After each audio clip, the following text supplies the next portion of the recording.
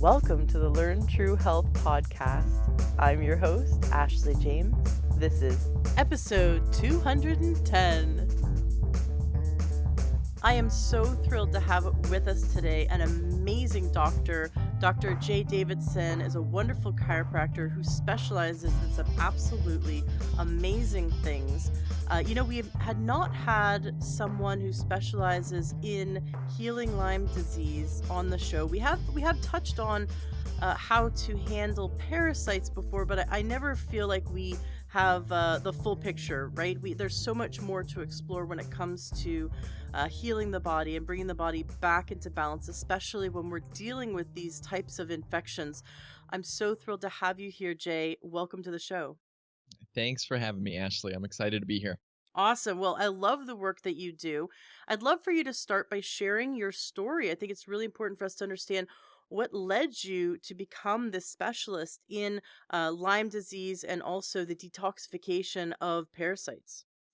Yeah, it's a great question because I definitely did not wake up one day like, oh, Lyme disease. That would be a great topic to study and just to specialize in.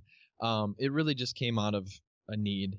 So my wife, we've been married now. Let's see, it's been just over 10 years. Known each other like 12 or 13 years total now. But when she was 7 years old, she got sick from Lyme disease, and it was tough because she apparently was a healthy kid, and then all of a sudden got knocked down and out. The doctors didn't know what was going on. Gave her some medication. She got brain encephalitis, brain swelling, basically, and went into a coma for 6 weeks. And in that time period, they figured out it was Lyme disease. And this is, my wife is 35 years old right now, so it's quite a few years ago when she was 7 years old. And it was in that time frame that they figured it out. They gave her IV antibiotics for a year, oral antibiotics for another year.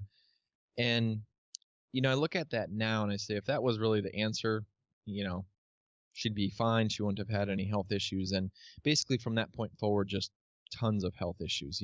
She had sinuses scraped. She had what was called SVT, or supraventricular tachycardia.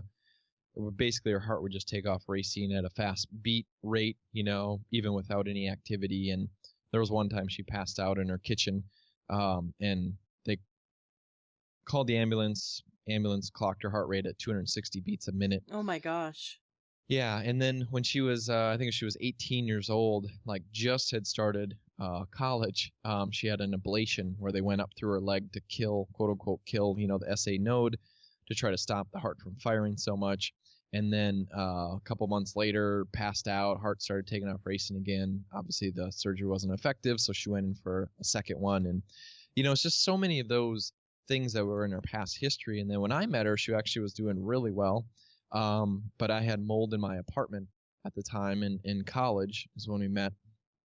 And then her health started to go downward again. And so we did a lot of natural things, very natural minded, nutrition and learning about exercise and vitamins and those things. And it was enough to keep her going. But when my daughter was born about 5.5 years ago now, the bottom just fell out. And I was I'm a trained chiropractor. My wife is too, so we went to chiropractic school together. She was actually going to go to Palmer, Iowa, and I was going to Northwestern College of Chiropractic in Minnesota. And the day before she started, she backed out of that school and then decided to try to enroll in my school. And of course, she got in. But that was the day where it's like, all right, things are getting serious now. So we went to school together and, both got our doctorate and opened a practice in Milwaukee, Wisconsin area, Waukesha.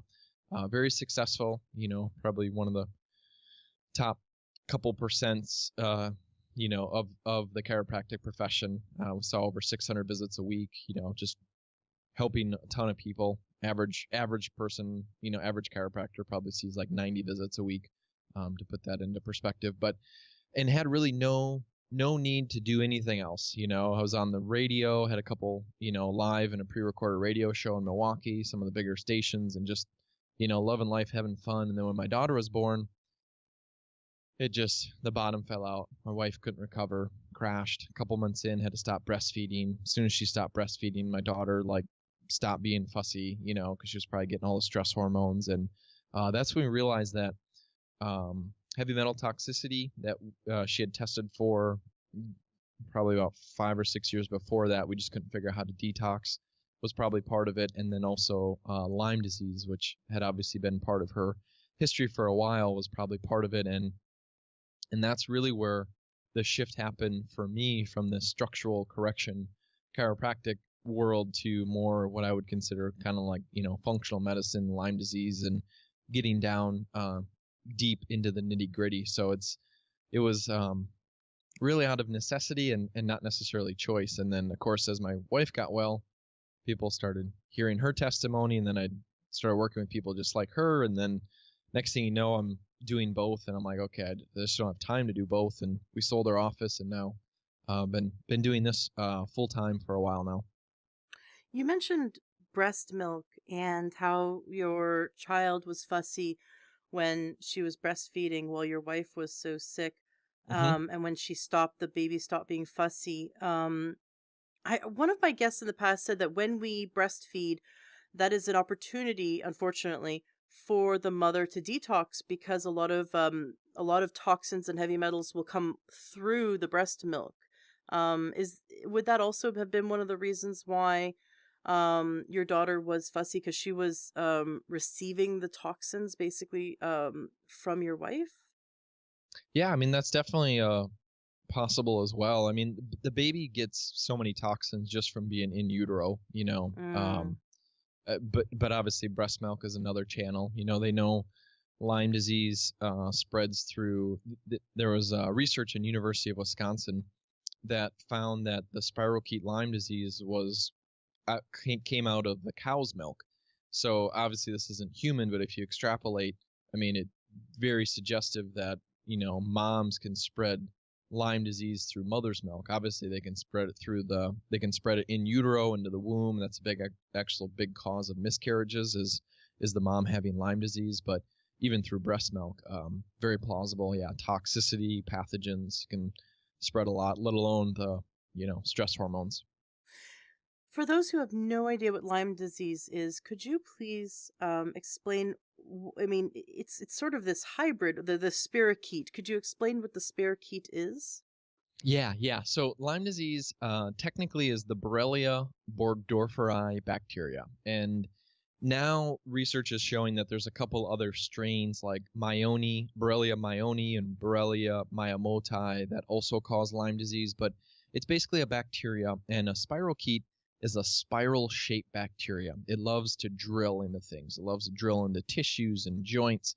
It doesn't necessarily just like to float around the bloodstream, which is so often why so many tests are inaccurate and don't detect it because the bacteria doesn't like to be in there. But what makes Lyme disease or this bacteria so tough or interesting, if you will, is its defense mechanisms. That upon taking an antibiotic, it'll change in from a spirochete shape, the spiral drilling form, into a ball sphere type form, what they call a cyst.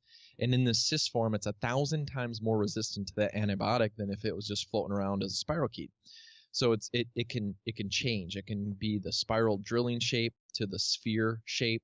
It also has this autoimmune effect where it goes actually inside of our cells and looks like our own cells, but it's basically a stealth pathogen inside of our cells, and then our body starts attacking that cell because it's like something's not right with it, and then of course it can start attacking other cells. And then there's also another form, what's called the biofilm. And if you think about, okay, I've got a spiral shaped bacteria, Lyme disease, I've got a cyst form, I've got this intracellular like stealth pathogen form, and then now let's put a big old blanket over top of those, or like a slime snot layer. That's the biofilm.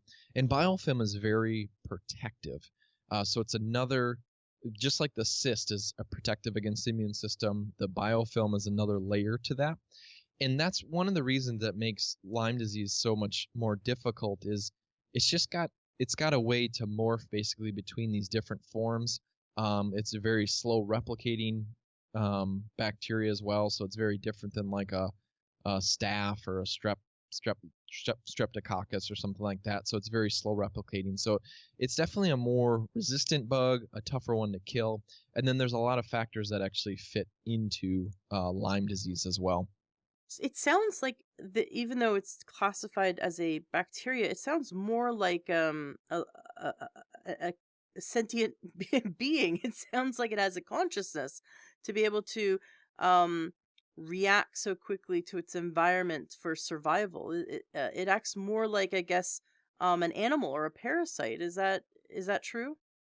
Yeah, well, the definition of a parasite is really one that sits at another's table, right? The one that like steals nutrients and occupies space and kind of takes host of. So, I mean, Lyme disease would be a parasite.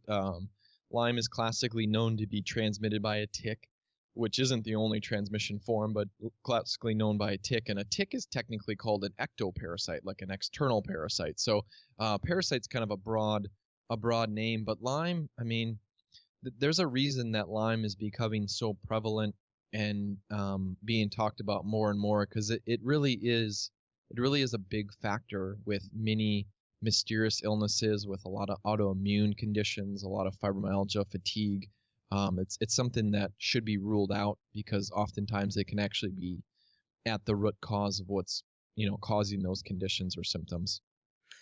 Um, I once knew a naturopath who lived in New England, and he practiced medicine at the time when um most Lyme disease was around New England, and it was believed that it came from a military base in New England, that it was man-made. Have you ever heard of that story, or do you have any belief or understanding as to where Lyme came from? Yeah. Yeah, I mean there's a book on it, Lab 257. I think you can get it right on Amazon. Yeah, it's kind of going into it's digging deep in the rabbit hole, like how far do you want to go? So they found there was an ice man, or some people call him like an ice mummy, but an ice man, like 5,300 years old. They dated him. His name is they coined him Otzi, Otzi, and they found that he had Borrelia burgdorferi, Lyme disease bacteria in him. So we know the bacteria has been around for a while, but I do believe that in process the bacteria has been altered because it's unlike any other bacteria. It has very interesting adaptation and morphine characteristics that can interchange DNA and modify itself a little bit, and it seems like it's got to be modified to some degree. Now, who did it? What happened? I mean, that's for your own judgment, but it definitely did exist. For a while there was documentation in Europe in 1800s of erythema migraines and things like that what we know now as Lyme disease. But in that time period from Otzi to Europe to our current state now, I mean, it's definitely plausible that somebody altered it or changed it. Is there a way to cure it so that is no longer in the body? Is there a way to completely 100% be void of Lyme disease if you have had it? Or is it something that you have to manage for the rest of your life? Well, I definitely don't think you have to manage it. I believe people that say you just have to live with it and manage it. You're just not getting down to the layers. I mean, when you look at Lyme disease, it's a bacteria. Yes, is it tougher, more resistant than other ones? For sure.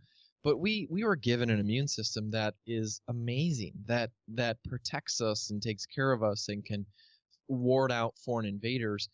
I look at from a clinician standpoint, the tough cases to get people well. It's like we have to identify, okay, what is shielding or protecting Lyme, take all those factors away, and then, we can obviously give some assistance to the immune system, but the immune system can definitely get over Lyme, cannot have Lyme be a factor. They say that many people, like a very large percent of the population, actually has Lyme, but they don't have any symptoms because they're not being knocked down and out by other things. So it's oftentimes, emotional stress, whether it's like a divorce or a loss of a family member, a car accident, mold exposure is a really big one to trigger Lyme. So many many things can play a factor when actually Lyme surfaces.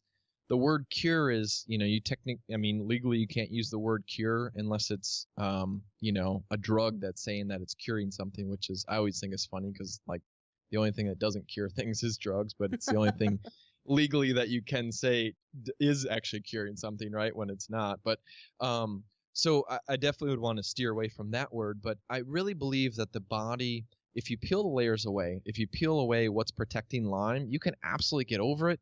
You can be clear of it and not be burdened by it. Now, can you clear it out 100%? I don't know. I mean, I just don't know if we have great testing to actually detect that. My wife at the time after my daughter was born, neuroscience has a laboratory called Pharmacin Labs, and they had a test. It used to be the My Lyme ID, and then it changed to the iSpot Lyme, and we ran that test right at the beginning, and she came up not only positive but in the acute phase. So at the time they gave a number, over 25 was positive, under 17 was negative, and then in the middle of 17 and 25 was what they call equivocal, like we're not really sure. And my wife came up not only as a positive but an 88, which is really more acute phase. It's like, oh crap, this just brought on a whole bunch of other emotions, like still, it's this Lyme disease thing. What are we going to do? And after really peeling the layers back, detoxifying her system, heavy metals was one of the biggest pieces for her. But after detoxifying and really boosting the immune system and doing things to help support her to get through Lyme, we had ran a test about a year later, and her Lyme was it was about a year, maybe a year and a half, not only was negative, but it was actually a 0. And it's like, wow, she's not having like any signs of Lyme. I mean, doing so much better. So, that lab actually, at the time, I believe it was accurate. They went through some issues, and I stopped recommending the test a while ago. My first book had that in there, but shortly after that was released, I stopped recommending the test just because they had some laboratory issues. And I think they're actually closing the doors January 1st. I don't think they got renewal on the lab. So if you're looking for Pharmacin Labs, you probably won't find the Lyme test now. The one I would recommend if you run a Lyme test would be DNA Connections. But it's important to know Lyme is a clinical diagnosis, so it's not a lab test diagnosis. We all love lab tests, like, do I have it or not? Yes or no, black or white. And Lyme, you want to look at clinical exam, you want to look at history. Obviously, laboratory testing can be a tool as well too. It's part of the, quote unquote, diagnosing or identifying. It seems so elusive to get a clear understanding of whether it's the root cause or whether it is simply something that inflames when you have other root causes. Yeah. Yeah. And it's, Lyme is not straightforward because, they call it the great mimicker, Ashley. So they say there's over 150 different symptoms that Lyme can be. Well, 150 different symptoms and different combinations for people, like, there's not going to be a lot of presentations that are identical, so it's going to be hard to really identify if it is or not. And I think that's why it so oftentimes isn't looked at right away. You're trying to look at other stuff, and Lyme usually ends up being a last ditch effort trying to figure out, okay, is this Lyme? Could it be? Because it does mimic so many different things, and it does question, I believe, people oftentimes can have it and then other triggers happen and then they get knocked on and out and actually get symptomatic and then find out that Lyme is a piece of the puzzle. Obviously when the bucket overflows or when they start having a lot more issues. Is it similar to like HIV, in which someone could live a very long life with HIV if they kept everything else in check? Does that make sense? Yeah. So HIV, virus, right? Lyme, usually those that know they have Lyme, in chronic Lyme, it's not exciting life. It's usually health issue related. Somebody could go though, like a spouse of somebody that has Lyme disease, because I believe Lyme is sexually transmitted through other vectors besides just a tick, other, insects and birds carry it, different animals, deer and things will carry it, mammals and other things as well. But where, the partner of the person or spouse of the person that has Lyme can have the bacteria in their system, just never have any symptoms. I mean, you see that clinically. So it's almost like there's got to be other things going on in order for somebody to get knocked down and out with Lyme, which then when I look at that, I'm like, okay, well, the goal isn't just to kill the bug, because if it was just to kill the bug, then, everybody should get well just, bombarding the body with antibiotics, but you don't see that. So obviously, if somebody got sick because there's multiple pieces to the puzzle, in order for them to get well, you're going to have to address, multiple pieces of the puzzle, which from a pharmaceutical standpoint just is not. It's not possible. No, it's not. Because we're looking to get to the root cause. I know that someone suffering with Lyme right now is probably not going to like what I have to say, but it sounds like Lyme is a blessing in disguise, because those with a strong constitution actually end up dying younger than those with a weaker constitution. Those with a weaker constitution tend to slow down and take care of themselves when they notice signs that they're getting worn out, and they pay more attention to their sleep, their food, their exercise, their quality of air and water, and they manage their stress better. Those with a stronger constitution drive their body into the ground and one day just die of a heart attack, as an example. Yeah. And so Lyme would be like this early warning system. If you get exposed to a toxin, whereas someone with strong constitution would just plow right through, live with the mold like you were living with the mold, you know, drink Diet Coke, eat McDonald's, that kind of thing. And meanwhile, destroying their body from the inside out, they just keep plowing through. Take some Advil, keep on going. Someone with Lyme disease could not even remotely function if they did any of those, a number of those things. And so it allows them to obviously out of a need to make even better health choices so that they nourish their body, lower their stress levels, manage their immune system. But all those practices to keep their Lyme at bay would also be practices to get to the root cause of a lot of issues and allow them to eventually, once they get it all under control, like your wife did, like you did with your wife, they could then go on to live a very healthy life with having learned all these health practices, right? Oh, absolutely. I mean, really, it comes down to, we either believe that everything is happening to us, or we believe that everything is happening for us. And in the moment when, maybe life doesn't seem like it's on your favor and symptoms are, raging and relationships are on the rocks and finances are hard, because, there's obviously all the things that correlate when health is not doing well. But when I look back now with my wife, I'm like, it was such a blessing. I mean, it was totally happening for us, even though it did stress us out. I mean, it did stress our relationship out. It caused a lot of, just stress, like magnitudes of it in the moment. But if it had not, quote unquote, happened after my daughter was born, I wouldn't know, I mean, half of what I know now, because there was no need to dig deeper, right? Like she was getting by. And what I almost thought, and I feel bad even thinking this thought, but when my daughter was born, I almost thought, like, is this a curse? Like, my wife is literally almost dying, like on her deathbed. And when I look at it now, I'm like, no, my daughter was the blessing, because she's what made us go dig deep and get to the underlying root causes.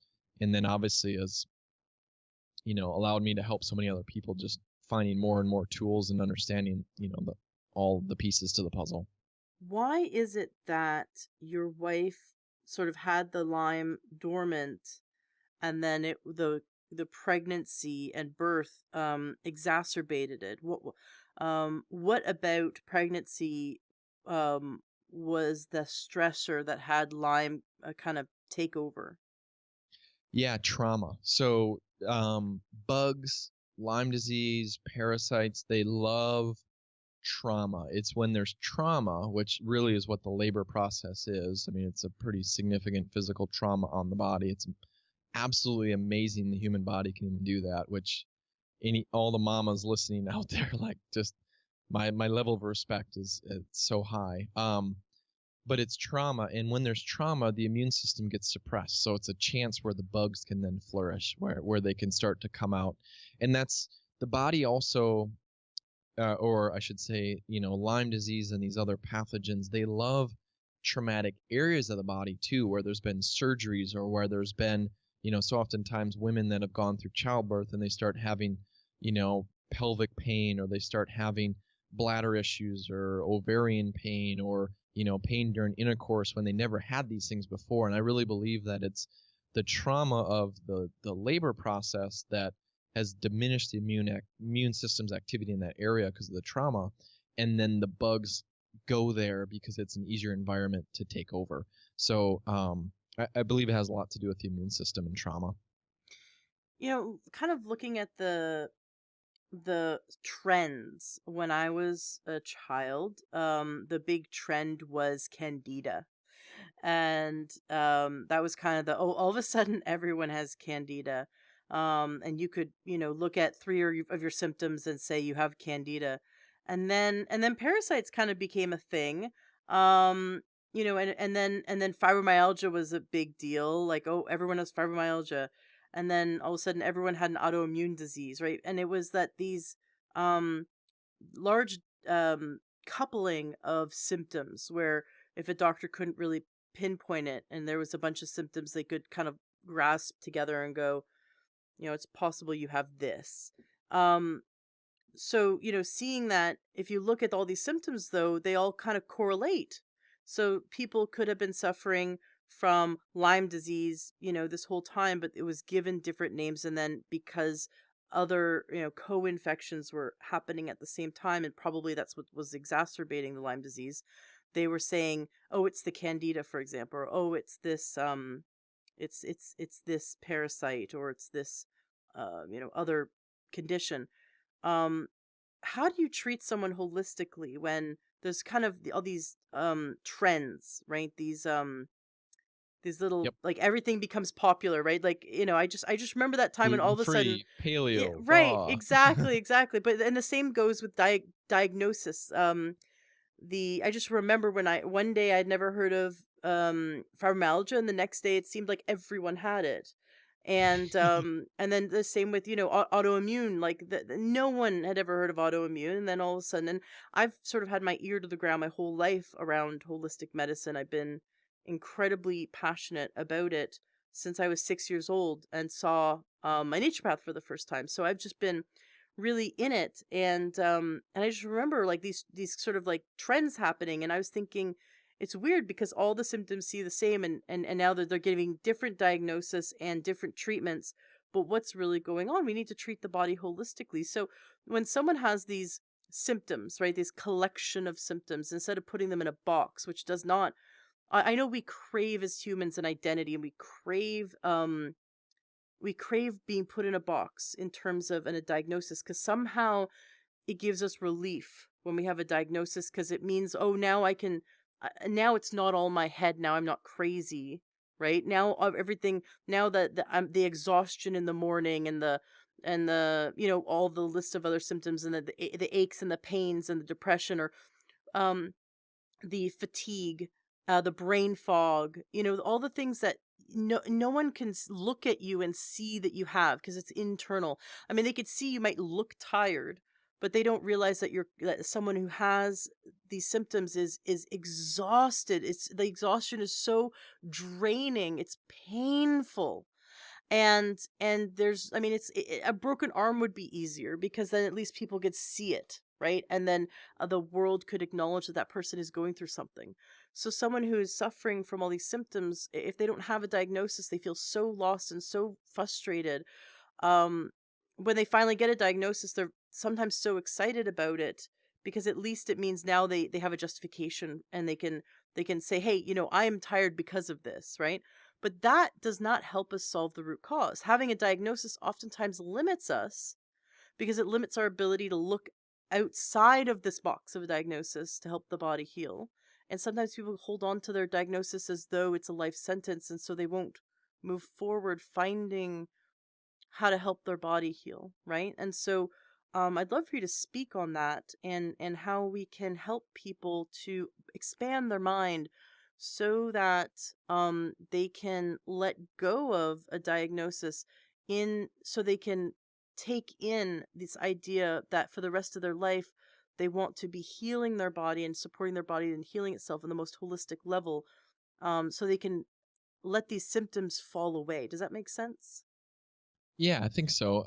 I feel so much, about what you're talking about, Ashley, that it's really a label. Like people are looking for a label and then they can relax. And there's so much danger though in the label because as soon as we give a label to it, MS, RA, lupus, mold, Lyme, parasites, that we become limited and think that it's only that. And I love just to pull the labels away and say, like who cares what the diagnosis is? The most important question is to identify, okay, what are the upstream source or sources to your health issues? And as long as you can identify the sources, then let's remove them. And no matter what you're diagnosed with, like the body has this amazing ability to heal. And so when we look at it from that perspective, the top four things that I see causing downstream issues, causing different conditions and symptoms and diagnoses even beyond like the sources. Lyme disease and its co-infection category. Co-infections could be Babesia, Bartonella, Ehrlichia, Mycoplasma, all these other basically pathogens, Epstein-Barr virus. So there can be parasites, they can be bacteria, they can be viruses that often get correlated with Lyme disease. So that's a category. Mold, toxicity, home, workplace, school, very prevalent. And unfortunately, after hurricane season with Florida and Houston, I mean, it's not even the hurricane that's the most dangerous thing. I feel like it's after, with the mold and moisture and water damage. So that'd be second category. Third category, heavy metal toxicity, and I mean toxicity in general, but heavy metals is such an epidemic even with aluminum being dropped in our atmosphere, geoengineering, having mercury in our mouth, vaccination. There's so many exposures, and the fact that we share like one atmosphere, one planet. So whatever happens on one side of the earth, it drifts over and affects everybody. So heavy metal toxicity, I would say, is number three, and not in any particular order. But the fourth thing, as far as really upstream source or sources, parasites. I really believe those are the top four things. And then when you look at, well, what about Dr. J, leaky gut, or what about thyroid issues and Hashimoto's? I really believe a lot of those things are downstream issues that like for Hashimoto's, you have to have some type of toxicity or pathogen or even, horrible consumption, toxic food, to trigger those type of things. And I just don't think that they're the upstream source of what's actually causing people's issues. And not to push off the mind emotional side of things. I mean, that is extremely important. But I feel like that's such a complex and such a variable area. Maybe not get into that too much today. I knew there was a reason why I liked you.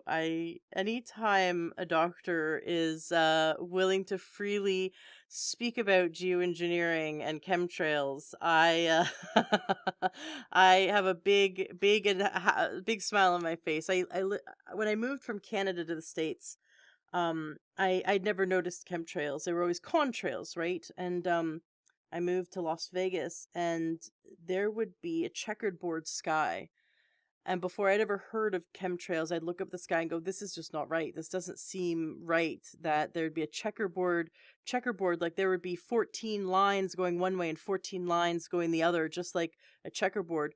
And there would be times when planes would change course almost on a 90-degree angle. And we had a friend who was an air traffic controller in the military, and we asked him, is there any reason why a flight path would make that kind of change and it would always be consistent? And he said, no, there's no reason why. There's something else going on. There's no reason why a plane would make that kind of change unless they were, doing geoengineering. And we started to look into it and started to see that that in fact was geoengineering. And then there was a lot of naysayers saying, oh, we're crazy.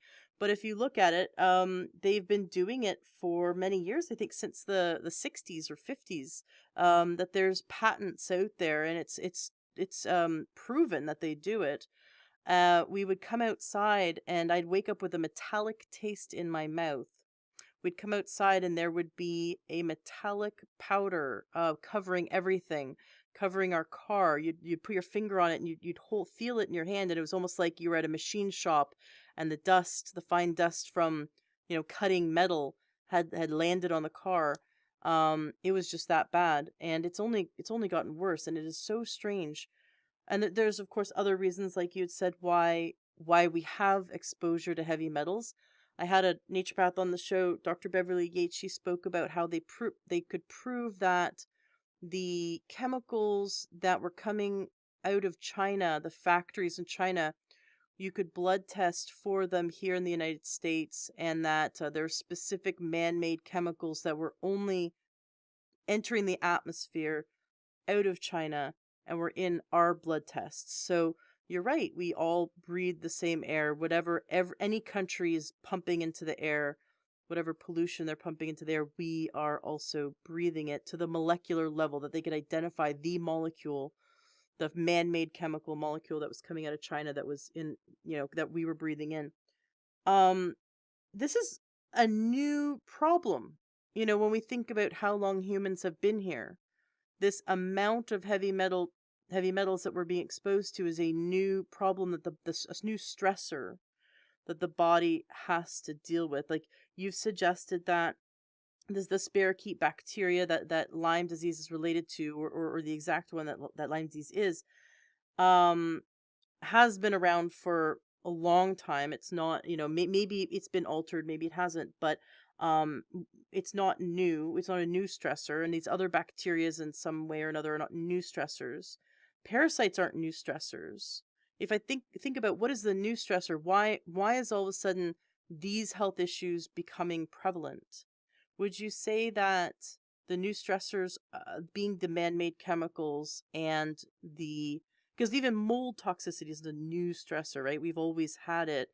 But the new stressor really is heavy metals and man-made chemicals, and obviously in Yes. the complete alteration of our food chain so that we're consuming non-food basically. But to talk about like looking at the health of our species for hundreds of thousands of years, and only in the last 100 years we're being exposed to, is it something like 30,000 new man-made chemicals a year enter the market?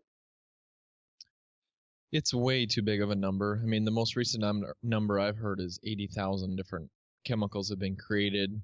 Hardly any of them have ever even been tested, let alone how they interact with each other. And it's really scary when you think about it. But you're talking about parasites. I mean, yeah, they've been around for a long time. Like this isn't anything new. Why is there such an epidemic today with parasites? And I believe the heavy metal toxicity is a direct impact or a direct correlation with that, because parasites actually absorb heavy metals. They are sponges for heavy metals. So if you have heavy metal toxicity, your body is more likely to keep those parasites around because they're going to absorb the heavy metals and not stress the body out from a toxicity side so much.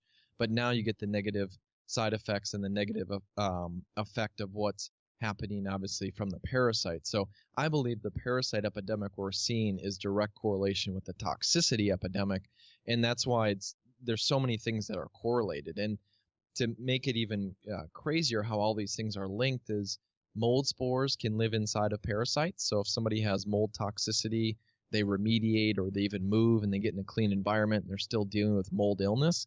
It can be the fact that they have parasites and mold spores are inside these parasites still replicating and releasing, which is scary to think about.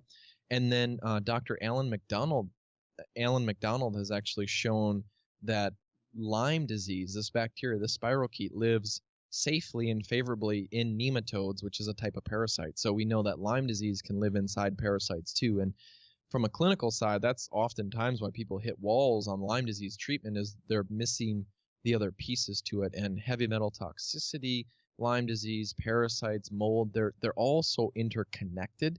And oftentimes it's actually multiple of these things that are, somebody's dealing with.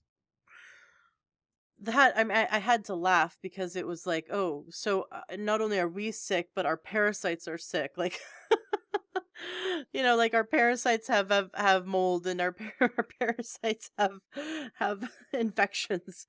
Yeah, well, Um, I mean, they basically harbor the bad stuff, right? They like absorb it, they keep it. So if we have parasites around, we'll never fully be able to detox all the metals because parasites are absorbing it, never fully be able to clear mold out, never fully be able to clear Lyme out. So oftentimes, I mean, from a practical standpoint, parasites have to be addressed first, or early on before a lot of the other things are addressed. And usually it's, we're like, oh, I'm toxic, I need to detox. And then we react because, our drainage pathways aren't open and we didn't prep our body and do anything right. So parasites are always earlier on.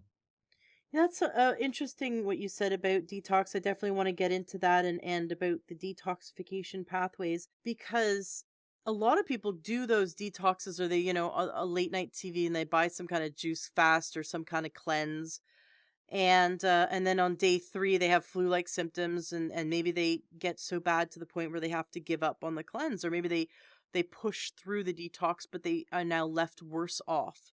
Now the so many people I know, and me personally, I've gone through that as well. And it wasn't until I was told that a naturopath, actually, my favorite naturopath, Dr. Joel Wallach, who I've studied from for the last about 7 years, he says you should not have any symptoms when you detox. That if you have any symptoms when you detox, like there's so many things you have to do before the detoxification, and that means your body's deplete, and it means like all these other things, right? You're not doing it healthfully. But some people think like you're supposed to have all these major symptoms. You're basically supposed to be down and out during a detox, and he says that you're supposed to feel fantastic after a detox, right? Instead of like feeling worse. And it's interesting, you want to address, you're saying you want to address parasites near the beginning of a treatment, um so that your body's clear of the parasites, so then you can address the mold, um and the other issues that may be at play, like the heavy metals. um I've always been curious about the die off of parasites. They say, if you kill off the parasites too fast, someone could go into shock, basically, from the toxins left behind. Is that because as the parasites die, they're releasing all the garbage that they've been sucking out of your body? Yeah, I mean, parasites are basically giant sponges for bacteria, pathogens, heavy metals, mold. So yeah, if you go and explode and kill a ton of worms, you could cause those things to release. That's why it's good to find tools that are more like mimosa pudica seed. If you've ever heard of that, that's a great. It's anti-parasitic in nature and it goes, works systemically, but it is one of the best digestive gut fixers. I mean, even Dr. Klinghart's like, this is a great biofilm buster in the gut because it's very gelatinous and sticky, and we believe that part of how it works so well against parasites is this suffocating effect, that it actually suffocates them rather than, quote unquote explode and you have all this debris all over the place. So mimosa pudica seed is always a great place to start, to begin the process, so you don't shock the body, that you just don't take a ton of anti-parasitic killers and explode stuff and have things floating all over. But it also, I guess, to expand on what you were saying there, Ashley, is so with Lyme disease treatment, with detoxification, you shouldn't have a lot of symptoms. And I fully agree with that. I don't believe that the more symptoms you have, the better you're doing, because that just never made sense to me. The one caveat I'll throw in there is parasites aren't always the easiest thing to get rid of, because usually there's such a big digestive tract um, area that they encompass, especially the small intestine and the liver bile duct. And when they die off and they're being killed off, they'll give off chemicals like ammonia and make you feel like crud. They'll, I mean, change your, neurotransmitters and obviously affect just even brain thought thinking pattern. But as soon as they die, the intestine's like, what is this foreign thing? Get this out. And often, you can have some like upset stomach, or even loose stools. And then as soon as you like pass the worms out, it's like, oh my gosh, I feel amazing. And that I feel like that's just kind of part of the parasite process. But beyond the parasite process, like I don't think you should have a ton of symptoms, like you were saying with detoxification or Lyme. That usually just a signal that we're missing something. You mentioned Dr. Klinghardt. He's just down the street from me. Oh, The awesome. Yeah, he's going to come on the show. We just have had a really hard time because he's so busy handling clients. But we've been for months trying to get on. He's been trying to get on the show, and so it's funny that you mention him because I guess I take it for granted because he's in my backyard. But he's quite well known for handling this kind of stuff. Oh yes, yep, yeah. He's been around the block. I mean, he works in multiple countries, so not just U.S. Right. How I learned about him, my naturopath told me about one of her patients who she couldn't help get on the other side of. Just no matter what, she tried everything, and her symptoms sort of eluded her. And she said, "Well, why don't you go to Dr. Klinghardt because this is something that there's for whatever reason we can't get on the other side of." He did basically muscle testing to diagnose that she had parasites living in her jawbone. They went and did a scan and they found Mhm. them. They could see them on the scan, and then she had to go get some, major surgery with the dentist and get the parasites out of her jawbone. But now she's fine, and it just freaked my naturopath out, just like to talk about, that level, like how he pinpointed that with kinesiology. Basically, was just a kind of mind blowing and kind of scary and exciting at the same time. And gross to think about Yeah, parasites in your jaw. I know, exactly. It's totally gross. When I was a kid, we went to Mexico and came back with worms, and my mom bought the book Guess What Came to Dinner, which was a great read. And we got on all kinds of, I remember taking these pills, wormwood and walnut or whatever, and clove, and we took these pills to basically rid ourselves of it, and we got tested before and afterward. And when were tested for it, it turned out our whole family had 5 different parasites. Three of them were from just owning pets, and 2 of them were picked up from Mexico. And I just wonder, over 50% of the population in most countries, right? Not just America and Canada and Australia, but most countries, about 50% of the population, you could easily say, own pets, and then a larger percentage have been in homes where with other people's pets. And so if it's so easy to pick up a few parasites just from owning animals or handling animals, I could imagine that most of the population has them. Have you ever come across a patient that didn't have a parasite? uh, it's just safe to say parasites are an issue for everybody. My good friend Dr. Todd Watts, his test is you can take 2 fingers, put it on your carotid, and if you feel a pulse, that's a positive for parasites. Oh my So, and gosh. it's very sarcastic, but it's so true that we think that because we're in a first world country, America, or if you're another first world country, like we don't have parasite issues. Like they're everywhere. It's in our air. You can Somebody sneezes, they can sneeze out pinworm eggs. I mean, it's Oh gross to my think about. gosh. There's parasites in our water supply, which has been, I mean, documented across the U.S. in the freshwater streams and Wait a rivers. second. Are you saying that the fluoride and the chlorine that they put in our water doesn't kill all that? Well, I mean, there's the cryptosporidium outbreaks in Milwaukee, and I mean, all these issues that a lot of times get pushed under. But any fresh water, you're swimming in, having pets, walking barefoot on the soil. I mean, and that's good, right? You get grounding, but it's all this stuff's in our environment, so we can't live in a bubble, so we're exposed to it. So when you look back at, the old time traditional farmers, they would parasite cleanse their animals every spring and fall, and they would do the family members of the farm, humans, at the same time.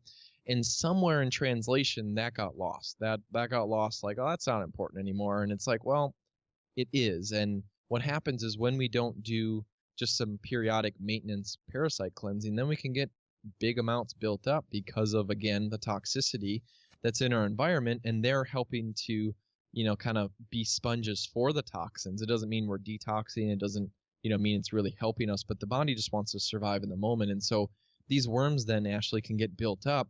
And it's when they get built up that we start having these, horrific health issues and symptoms and digestive disturbances and Crohn's and ulcerative colitis and autoimmune and skin problems and food allergies. I mean, look at the allergies that are happening right now in our society. Dairy allergy is one of the biggest clues of parasite issues. Grinding your teeth at night, having excess boogers, always picking at your nose, or kids picking at their nose, itching their butt.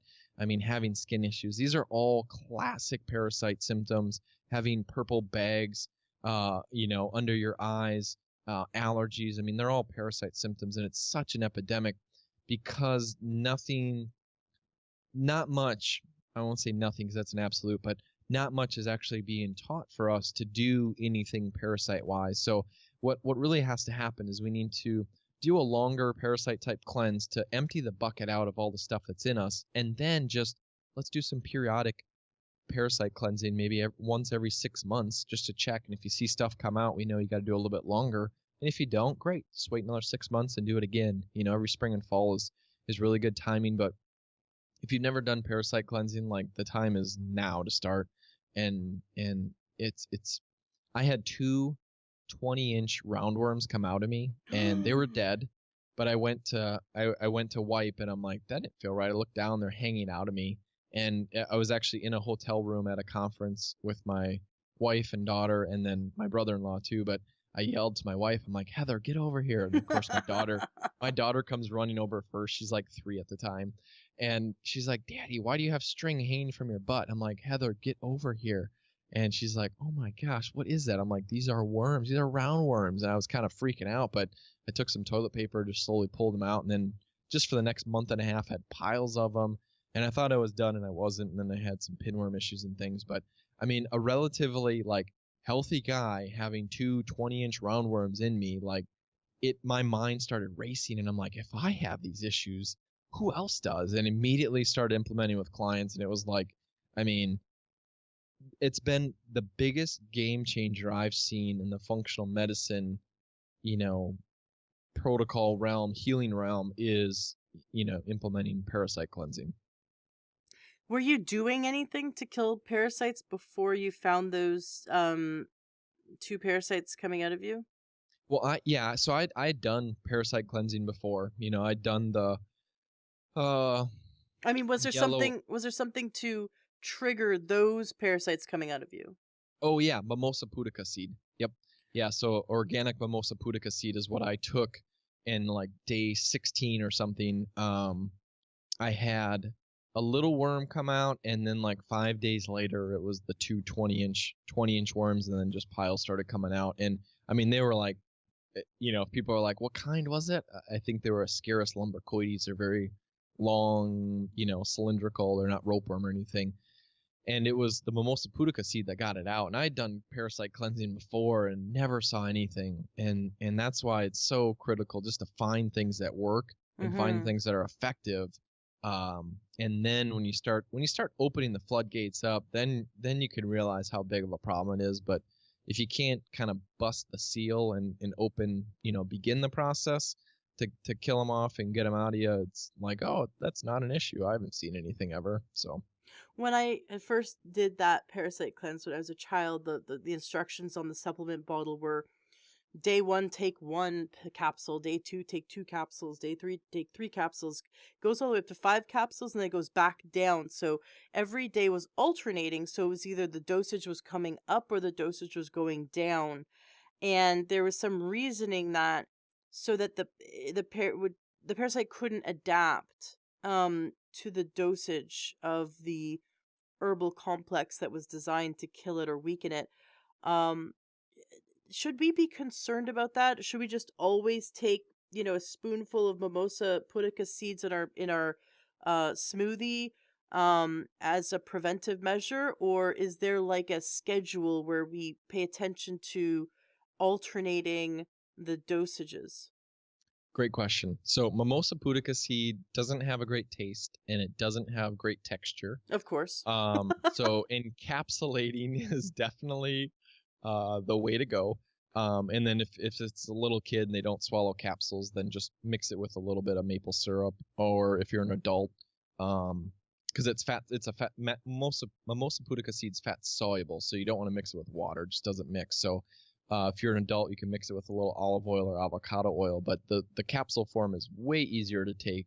And you actually want to keep it away from food, which is ideal. So empty stomach. So if you ate a big meal, wait 2 hours for it to digest. Take some mimosa pudica seed, and then just wait 20. After you take mimosa pudica seed, then wait 20 minutes, and then you can, eat or take other supplements and things.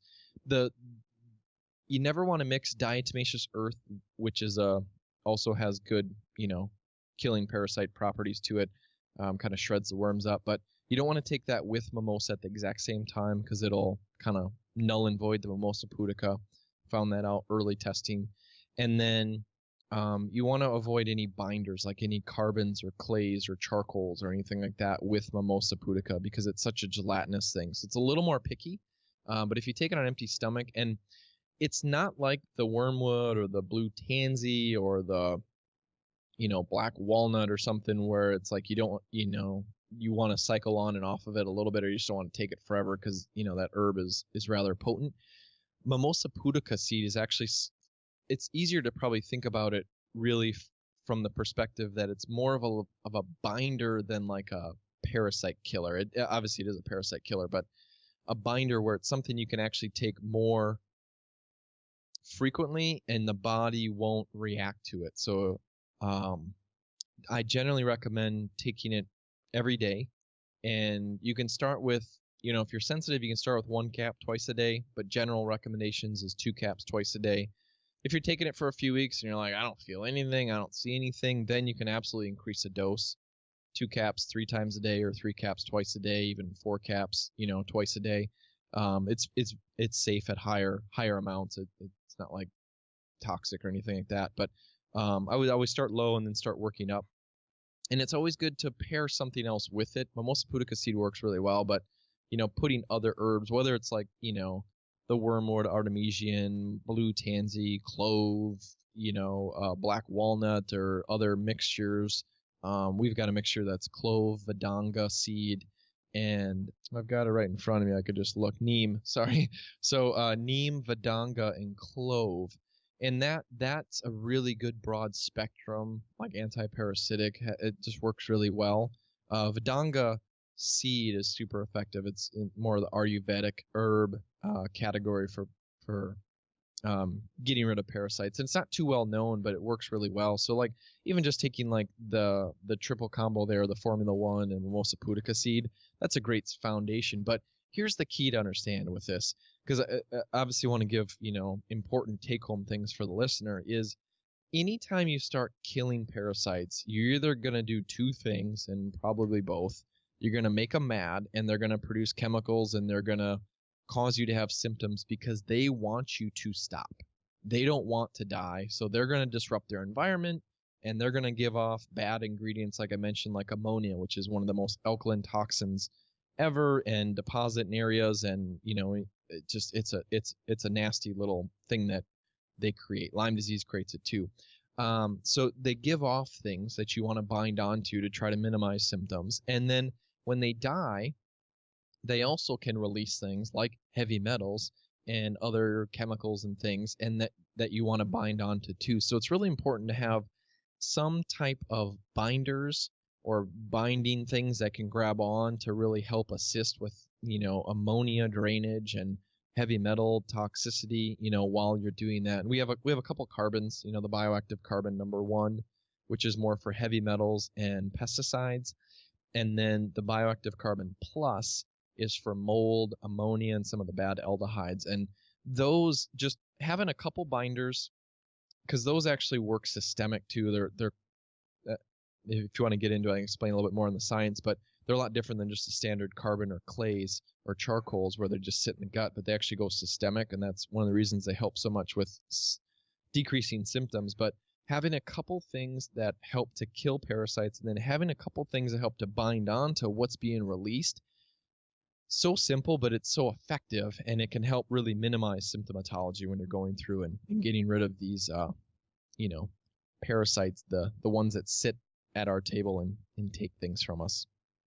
Interesting. Yeah, can you get into the science a bit about that? So you're talking about like a type of um activated carbon, or is that like activated charcoal that you take that goes systemic? Yeah, so there's activated charcoal or activated carbon charcoal, which is popularized, and that basically just sits in the digestive tract. Um, the bioactive carbons that we have, we call them bioactive carbon because they're different than just a traditional activated carbon. They're basically extracts from different fulvic acid, humic acid, ulmic acid, and what happens is there's actually different sizes in there. So a cool experiment, if you want, is to take the bioactive carbon number one, open the capsule up in like a 8 ounce glass of water, like a clear glass, so you can see, and don't touch it, don't stir it up. And generally, when you take like a carbon charcoal, carbonized bamboo, coconut charcoal or something. I mean, it's just a big old glob that sits on top, and you got to like stir it up, and it's still, sometimes a little chunky. Well, when you put this in water, it literally just like dissolves itself, and that's when you know, okay, something's different about it. And what it is it's the molecules have been modified to specifically grab onto only what what we're programmed, essentially what they're programmed for. So like a general charcoal or clay, you always want to take it on an empty stomach. You want to keep it away from vitamins and minerals and food because basically it can bind on and steal that stuff from you when you want it to bind on to other stuff. Well, our bioactive carbons, you can take them with or without food. You can actually take them with food, with other supplements, and it won't bind on to that. It'll only grab on, like for instance, the bioactive carbon number one, it'll grab on to heavy metals. It'll grab on to pesticides. So sometimes you actually want to take it with food because of, let's say glyphosate or some other pesticide is, contaminating the food you're eating. You can bind onto it before it even absorbs in the body. And then the bioactive carbon plus is more of the mold, ammonia, bad aldehyde type category. So they're basically extracts of fulvic acid, humic acid, and ulmic acid, and they've been modified. So we call them bioactive carbon, but it's like we don't know a better name to basically name them, but there's different sizes. So there's long chain polysaccharides, medium, smaller, and essentially the larger ones will sit just in the gut, which is about a third of what's in a capsule. And then the other 2/3 go systemic and get absorbed in the body. And one of those, out of that 2/3 that goes into the body, a third of it's really tiny and actually goes deep into the cells, crosses the blood-brain barrier and stuff like that to help really kind of create that concentration gradient to pull things out. So it's quite different, than a carbon or charcoal or the typical clay. And I believe that this is, I mean, I'm always excited about the mimosa pudica seed because you start clearing worms out. You're like, man, this is so cool, right? But and sometimes freaky, like when I had the 220-inch worms come out of me. But from a functional medicine side, I'm like, these bioactive carbons, they are going to absolutely change and transform, naturopathic world and functional medicine and DCs and MDs, DOs, anybody in more the natural realm that's working in that is going to completely make the protocols easier to do because easier compliance when you can take it with or without food. And it's just, we found just so much more effective too. But obviously I'm biased. I mean, but it's an exciting time. It's really an exciting time. So I'm on your website, and of course the link to the supplements you're talking about are going to be in the show notes of today's podcast. I'm pretty sure the second I hang up from Skype, I am ordering them. So there's 4 supplements, and you've talked about all 4 of them. The mimosa pudica, which we take so we start off if we're very sensitive, we take 1 capsule twice a day. If we don't think we're sensitive, we just start off with 2 capsules twice a day. If within 2 weeks we don't feel like it's working, we can up it to like 3 caps twice a day or 2 caps 3 times a day. Is that correct? Yeah, it'd be easier just to do the 3 caps twice a day. Then you have your organic formula 1, which is an anti-parasitic support, and that's what you had briefly mentioned that now what dosage would they take for that? Yeah, the Formula One, just 1 cap twice a day. That one too is safe at higher doses, but 1 cap twice a day is a good place to start. And that's for an adult. So if it's a kid, like a 10, 12-year-old kid, and they're, I don't know, 80, 90 pounds or something like that, it's usually half dose of what an adult is, and then smaller kids obviously would be even, well, less than that. And we always recommend, if it's smaller kids, work with a practitioner or physician that can kind of help guide you more in that. But just 1 cap twice a day of the Formula One. You can actually take that at the exact same time as mimosa pudica seed. Those work really well together. And then if you're not seeing anything or not noticing anything, you're like, oh my gosh, it's been a few weeks or even a month, like I just don't even feel like it's working, increase mimosa pudica and increase the Formula One. And you can do 2 caps twice a day of the Formula One, and like we're mentioning, 3, even 4 caps twice a day of the mimosa pudica seed as well. Now, why did you name it Formula One? Is that because you're a race car enthusiast?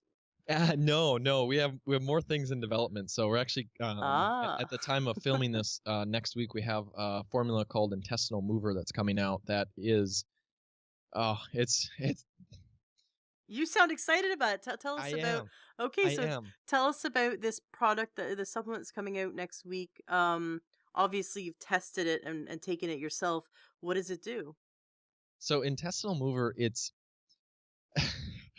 so Dr. Todd and I, we have arguments of like what's going to be more important. Mimosa pudica seed is like what people know. The bioactive carbons, I mean, are just going to change functional medicine. But Dr. Todd, Dr. Todd Watts, he really believes, he's like, this intestinal mover is probably going to be the #1 seller, because how many people have digestive issues, like they don't poop enough, and they have constipation. His sister or sister-in-law, so bad constipation, we were testing it out on her, that she's went 36 days in between bowel movements, which is like, I can't even fathom that. No. And we gave her the intestinal mover. It's like, it's very specific. Like it's been years of testing for this stuff, and to get the right ratio of the right things, and then it's got part of our carbon, like extracts of the fulvic acid in there, is kind of the secret ingredient that seems to really help it too. But I kid you not, she started taking it 2 to 3 bowel movements a day, normal.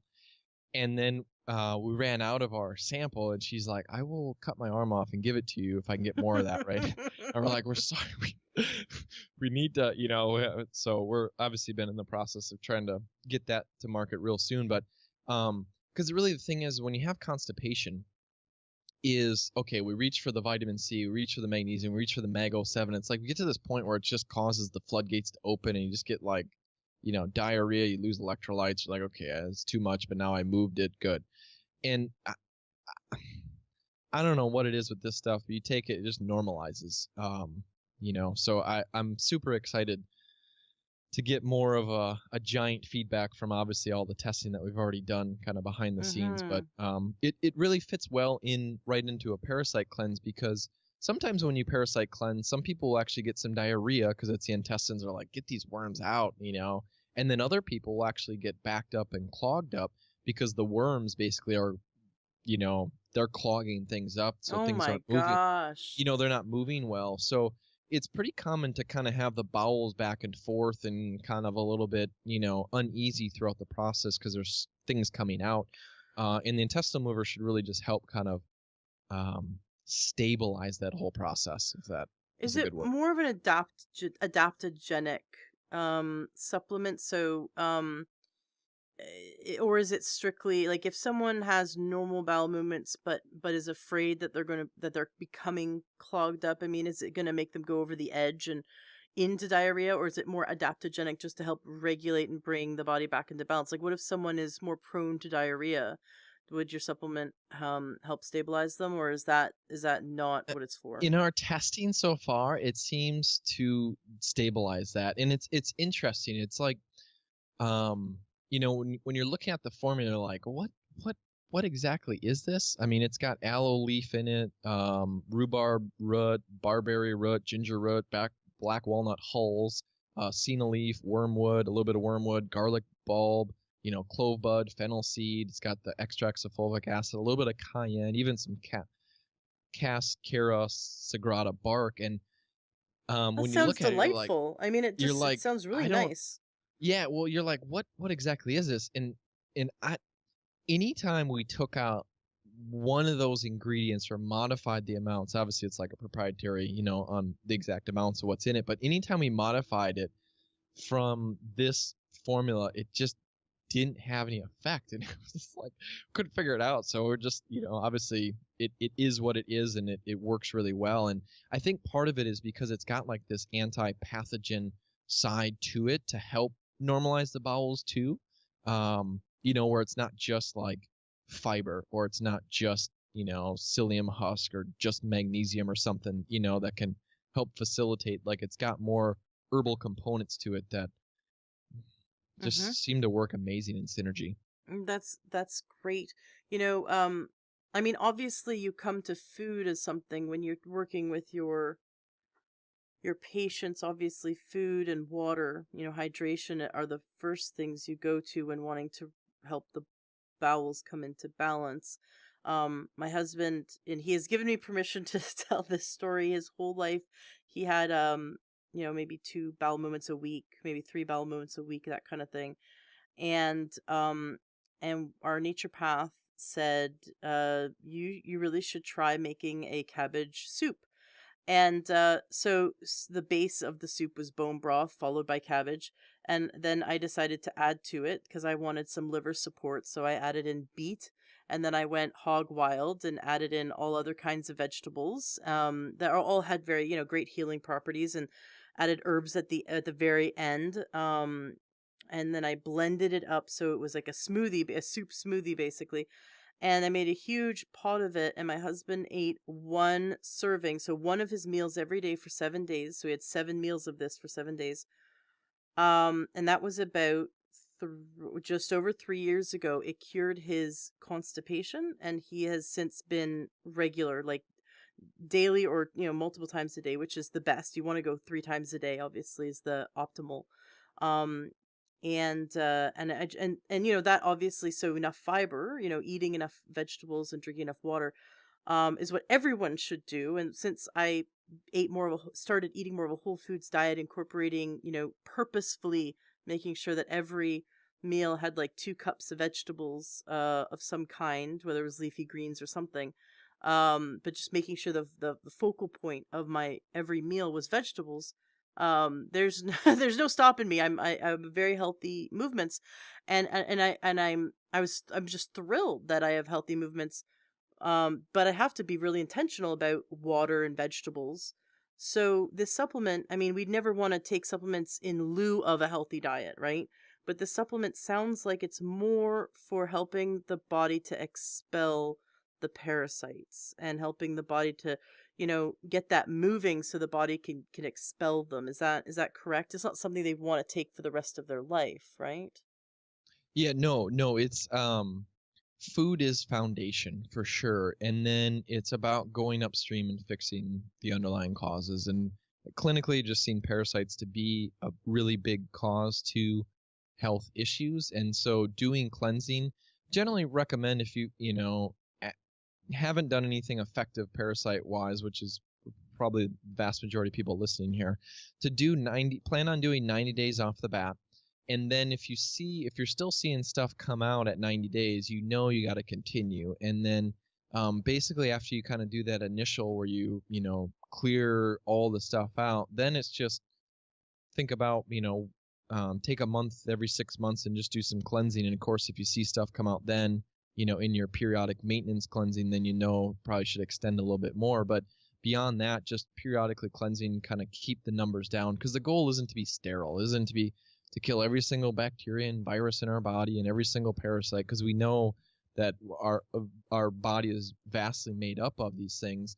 But it's when they get to, when the parasites get to this amount where there's too much, that we start having issues. So if we just periodically, keep them low and keep them down, the likelihood of us, suffering with health issues and things is so much less likely. So we talked about the mimosa pudica and how to take it, and the Formula One, how to take it, and then you have this new supplement coming out. And by the time this episode airs, that supplement will probably be on your website, or about to be on your website, and that's the bowel mover one. What's that one called? Intestinal mover. Okay, intestinal mover. I was close. Now you've got the Bioactive Carbon Plus and the Bioactive Carbon 1. I know we spoke about them, but just for those listeners who probably have brain fog from parasites, let's just go over, do we buy both or one or the other? Well, so the plus is mold and ammonia. So if somebody's really sensitive, and you react even to like alkaline water, and I mean that usually puts people in the ammonia category.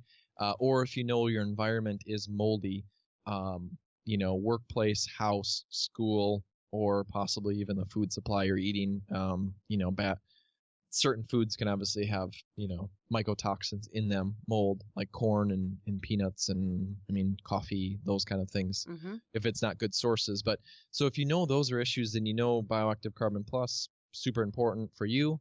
If heavy metals and pesticides are an issue, which is kind of one of those things like, okay, you're living on the planet, that's going to be an issue for you. So I feel like the number one, you know what I mean, for everybody.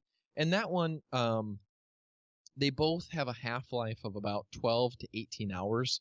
So taking, one cap twice a day is a good place to start. For those that are sensitive, especially with the bioactive carbon number 1, you can just open up a capsule, put half of it in a glass, just drink it in the morning, and then in the evening, or later in the day, just take the other half capsule left. You can take a half a cap twice a day and start with that, and then work up to one cap twice a day. If But someone was sensitive, what kind of symptoms would they get from taking the bioactive carbon 1? well, it pulls it binds toxins very well. So if there's an excess of toxicity in the body, I mean, it could potentially just create irritation. You could feel agitated, anxiety, digestive, skin things. Sinuses could flare up. There's so many vast symptoms that can occur when you start detoxing too fast. So it's not a bad thing just to take a half a cap, twice a day for a week or two, and then bump it up to, one cap twice a day. I always like to be on the kind of conservative, safe side. I don't like triggering symptoms in people. So some people, they want to feel them though, to know that, oh my gosh, this is actually doing something. So it kind of depends on your personality. But the Bioactive Carbon Plus, just take one cap twice a day. That one's real easy. Some people have actually noticed if you take one cap 3 times a day, they do better or feel better. But from a half-life, 12 to 18 hours, we know twice a day should be ample. But I really believe the Bioactive Carbon number 1 is probably the most important.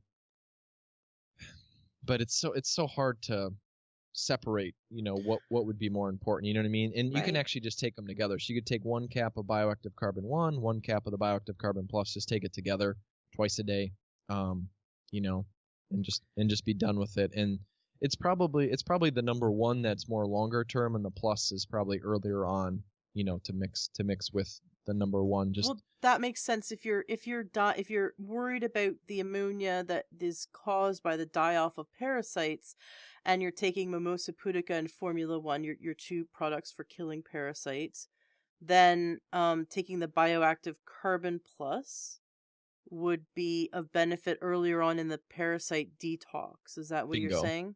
Yes. Yep. Okay. Yep. And then the bioactive carbon 1 is the one that is best for more a long term because it's binding to heavy metals. What was the other thing it binds to? Pesticides. Oh, so there you go. So it's a triple whammy between the bioactive carbon 1 and the Formula 1 and the mimosa pudica. Can you take them all together at the same time? No, Mimosa pudica you don't want to take with the bioactive Okay, carbons. I know you'd said that. I just wanted to just double check. Yep. So, Yep. so if I'm taking mimosa pudica the second I wake up in the morning, and with my Formula 1, and the second I go to bed at night with my Formula 1, because I'm both on an empty stomach, then when would I take the bioactive carbon? I would just wait, and I would just keep them away from an hour. So if you wake up at 6 a.m., 7 a.m. and on, you could take the bioactive carbon anytime there. If you go to bed at 10 p.m., just take it by 9 p.m. at the latest, and then you can take Mimosa pudica. So you're probably okay putting it a little closer, but on the conservative end, I would just always keep the bioactive carbons an hour away from Mimosa pudica. And you could take, again, the bioactive carbons with or without food. They will not, and this is crazy, but so awesome. They will not bind onto vitamins. They will not bind onto minerals. They will not deplete you more like the traditional carbons or clays or charcoals. So it's just in a completely different category, which makes it I feel like less likely that people will react, right? Because they're not getting like deficient of minerals, which is pretty common with detoxification, and also just more compliant, just easier to take. So it's because it's not a chelator, is what you're saying. So we've heard a lot of people are familiar with heavy metal chelation, that they'd go to a doctor and that they'd get an IV drip of some kind of Yep. something. DMSA, DMPS, EDTA, yeah. And Mm-hmm. those, yeah, you want to remineralize, make sure you're remineralizing for sure.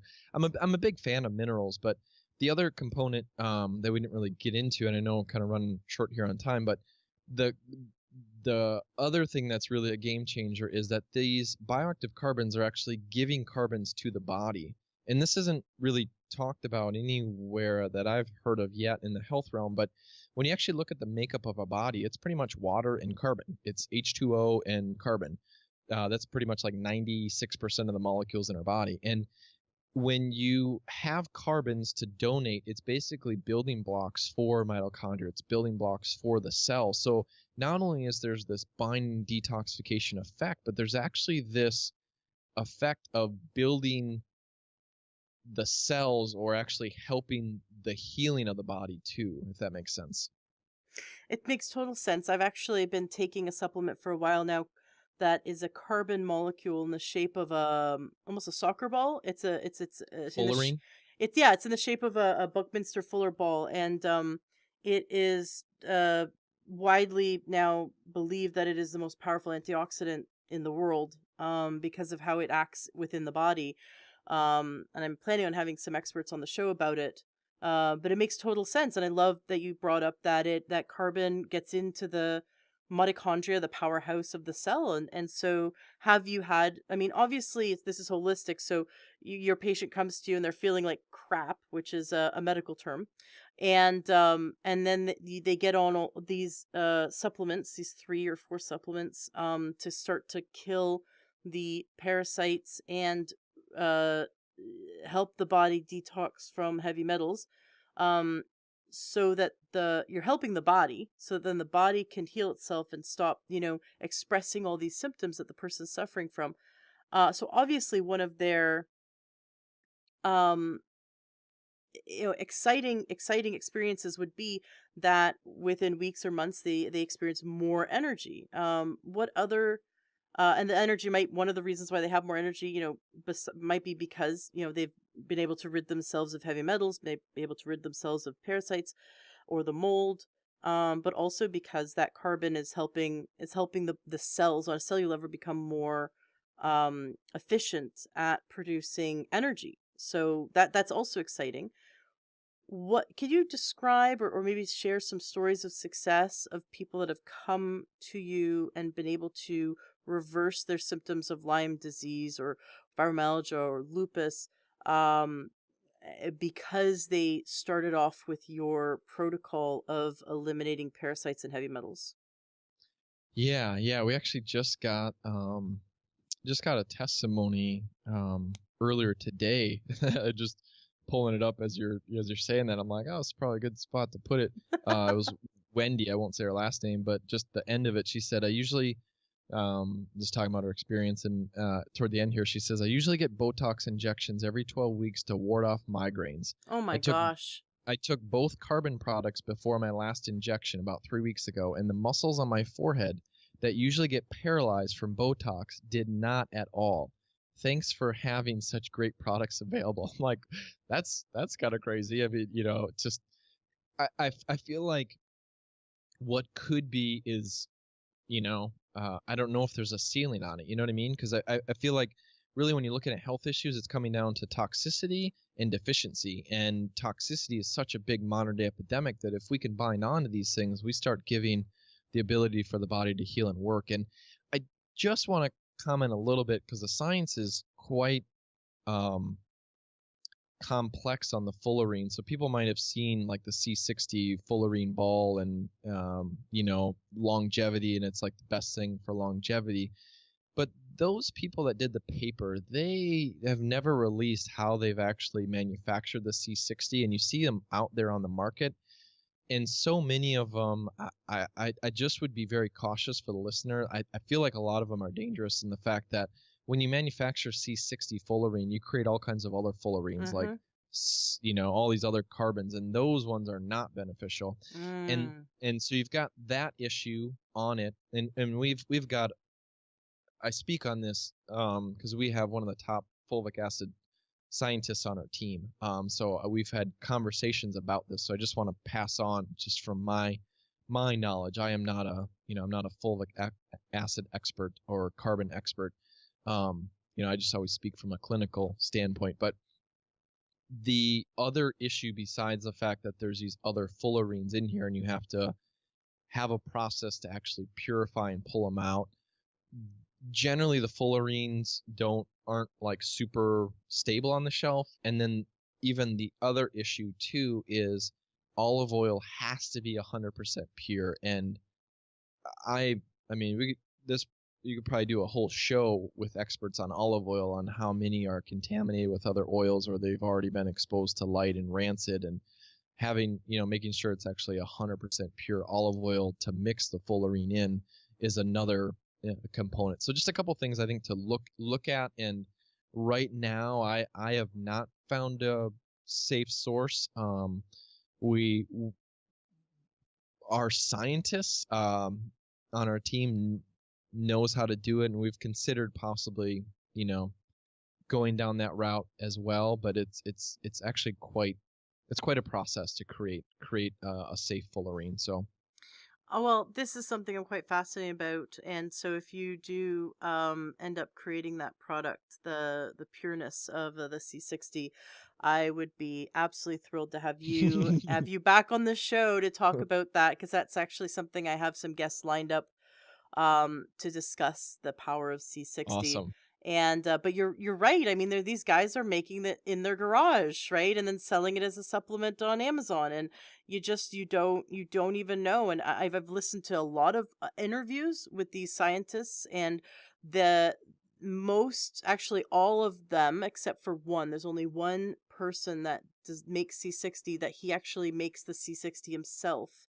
Everyone else buys it from an industrial manufacturer, and they're not pure. It's not pure, and there's industrial solvents in the Hmm. C60.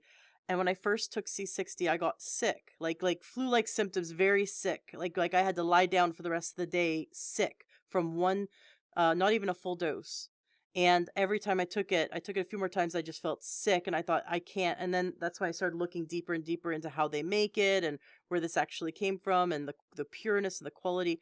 And you're right, it is dangerous because there's industrial solvents in it. I mean, you have to make sure you're working with actual pure C60, and not the industrial version of it. So it's, Yes. yeah. But what's interesting is when I did get a hold of a reputable, the reputable one, I ended up having a very positive result with detoxification. Awesome. And so I thought that was really cool. I noticed a difference, and my husband also noticed a difference. So we seldom do we take a supplement where we notice a difference, although I'm pretty sure I'm going to notice a difference on your supplements. If there's worms coming out of my butt, pardon the imagery. There's a few more things I want to touch on. I Do you have time? Yeah, just a couple more minutes. Okay, So well, we'll make it quick. You had mentioned that farmers for generations had uh detoxed, or did parasite cleanses for their animals and also the family and the farm workers, and that somehow this got lost along the way. Can you cite any more information on that? What methods did the farmers use to do parasite cleanses? Was it herbal only, or were there other other practices, like a hydrotherapy that was involved? And do you know about what time that this stopped being a practice? those are great questions. No, I grew up in the country, but I didn't grow up on a farm. I know a tendency in our society, especially with animals, is to use more of the medicine-based parasitics, especially for like dogs, the parental pomate, or I think another one's called Panicure. Um, and these are basically like over the counter medications, and obviously the, prescription list of, the praziquantel and ivermectin and, all those, um, there's a whole vast majority of that too, but I'm not exactly sure, what the farmers used and how long.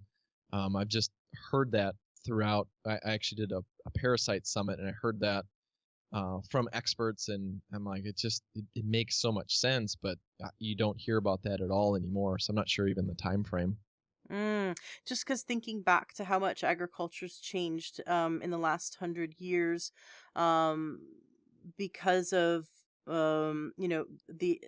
the electricity came about, and so we stopped putting wood ash in the we stopped remineralizing our own soil with wood ash, and then of course now with allopathic medicine, everyone wants to go towards the drug instead of the more proven old school methods, and that was kind of for many years there were slander campaigns against natural medicine to get people to go to the hospitals and go to the allopaths instead of stick to their old world traditions. It's And still happening today with homeopathy. I just saw right. stuff on the news, and I'm like, could we stop attacking natural? I mean, it's happened with chiropractic, it's happened with acupuncture, it continually happens with homeopathy, and it's it's frustrating. And it's scary if they were able to eliminate that, as to like what tools we'd actually have left. Mhm. In terms of your supplements, how do you guarantee the quality control of your supplements that to make sure that they are the potency that you claim on the bottle?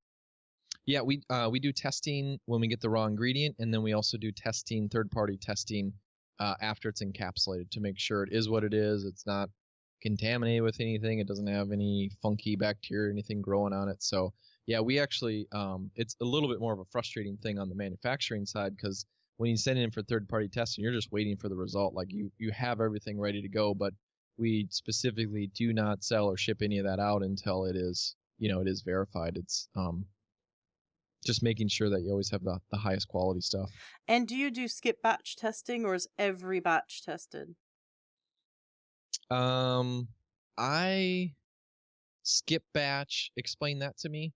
I'm not as much on the manufacturing side. Oh, sorry. So skip batch testing would be like every second batch, or there would just be like occasional testing, but you trust, okay, if the last batch was good, then the next batch will probably be good. Some supplement companies do that. Oh, no, every batch. Yeah, every batch gets tested That's before and after. and that's what I want. That's obviously Okay, what I okay. want for my listeners, is Sorry, I to make wasn't sure familiar with the it's terminology, so. no, no, of course. It's just that there's a little bit of due diligence we have to do when looking at the quality of supplements. And so I'm Yeah, going to and I'm going to we recommend your supplements to my listeners. I want to make sure that they are, clean and healthy and effective, and they're going to help us get all the parasites out, right? yeah, yeah, and also we don't use any fillers, which is a harder process of bottling. Obviously, if you don't mix any magnesium stearate or any fillers in it, but there's no fillers in our products as well. And I see that your herbal ones, at least the mimosa pudica and the formula one, um are organic and not and Yes. non-GMO. So thank you very much for that. Obviously the carbon, it would be hard to say this is organic carbon. It's not, it doesn't grow in a tree somewhere where it can be sprayed with pesticides. So Exactly. yes. I'm sure you had a marketing debate about that, right? Should we say it's organic? Yeah, well, I mean, if there's anything that could be classified as in that category, it should be that. But yeah, we're not advertising anything about that. So Right. Now, I know we only have a few minutes left, and I definitely would love to have you back on the show. We could spend an entire episode talking about um, how to get our emunctory systems ready for detoxification. But could you touch on, so I know that my listeners, I know I'm going to go buy your supplements. I want to do it right away. I want to get rid of these bugs, because I'm just thinking to myself, I've eaten sushi, like a lot of sushi in my past, mhm. and I always felt like I was dodging a bullet. But now I feel like maybe I didn't dodge a bullet and I just didn't know that I have parasites, because I'm pretty sure that every single symptom you mentioned, I have about, the symptoms like, nasal, you might notice nasal congestion, Or what were the want to go over the symptoms again of what someone might have if they have parasites?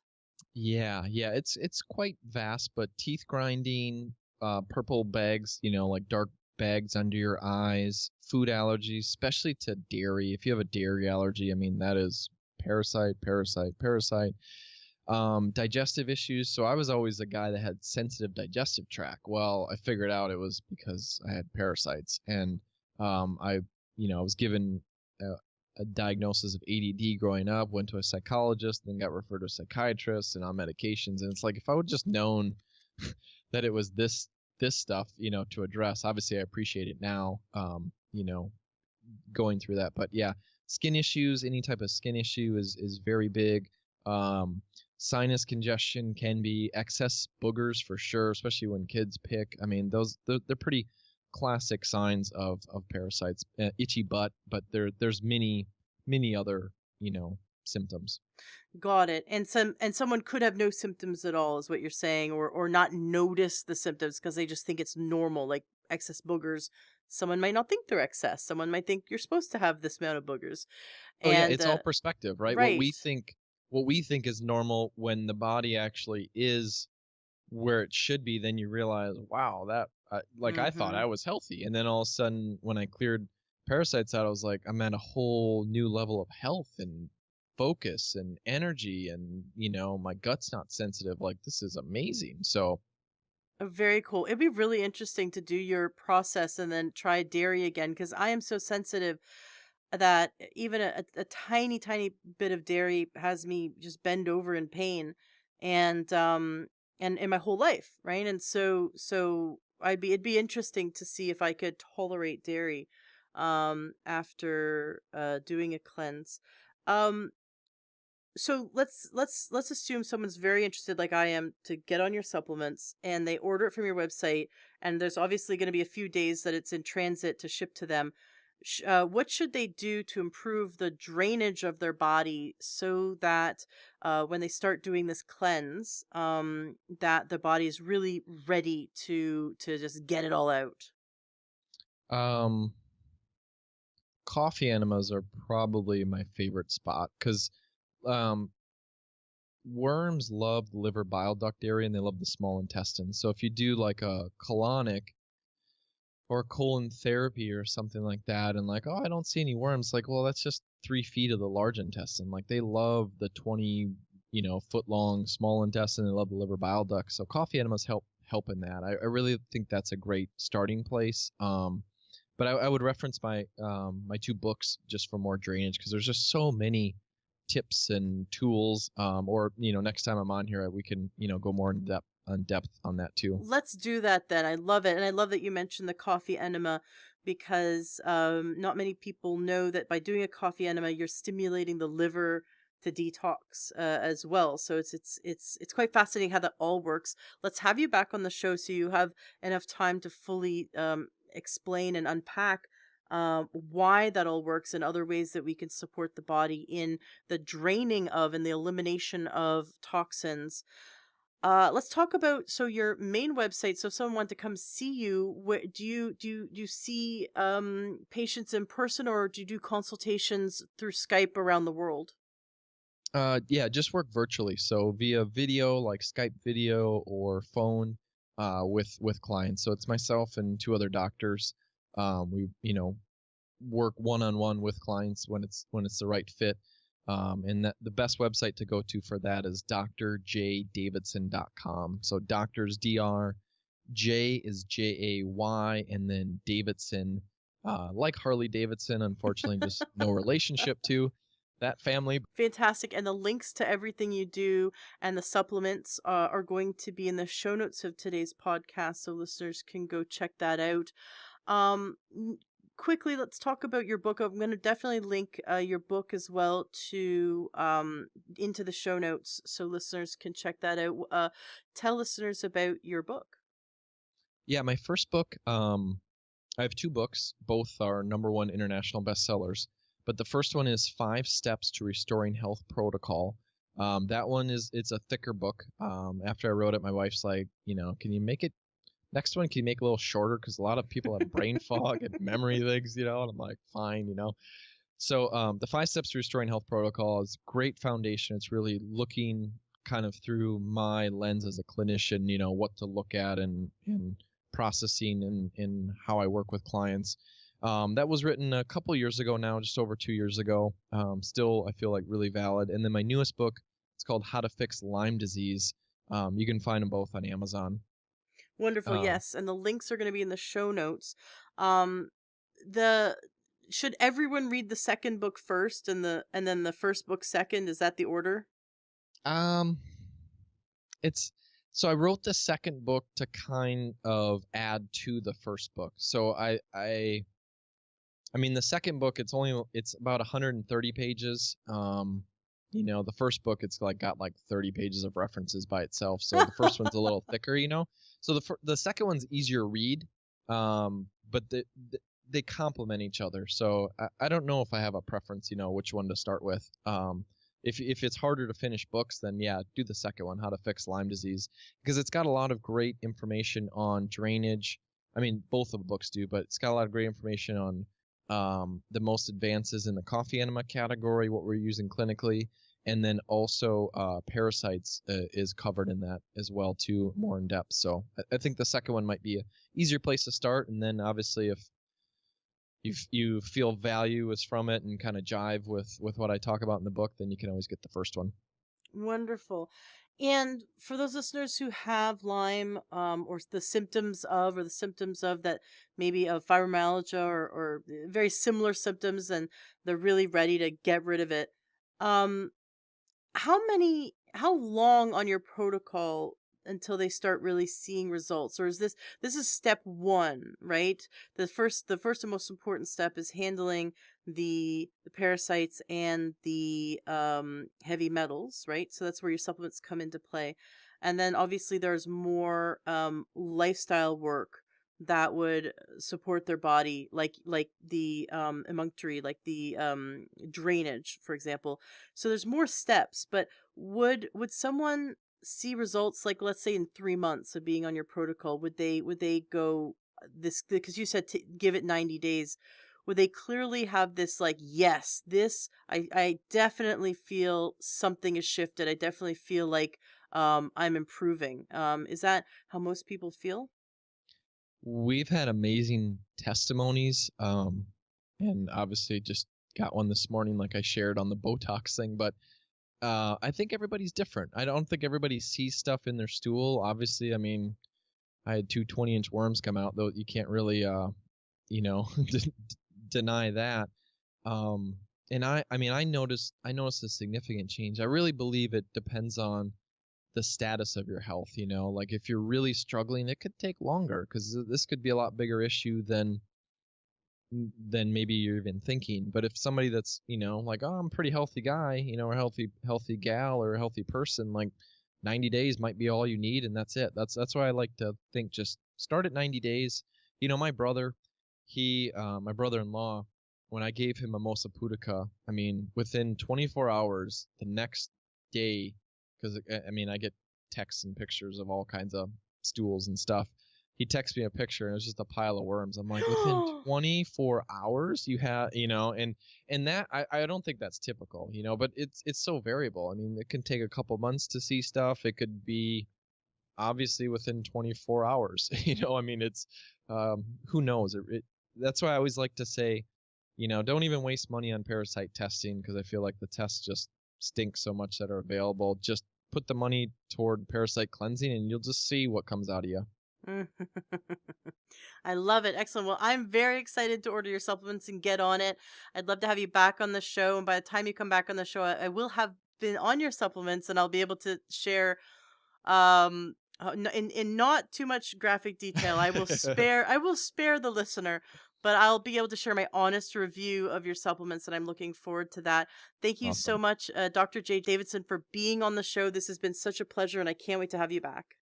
Thank you so much, Ashley.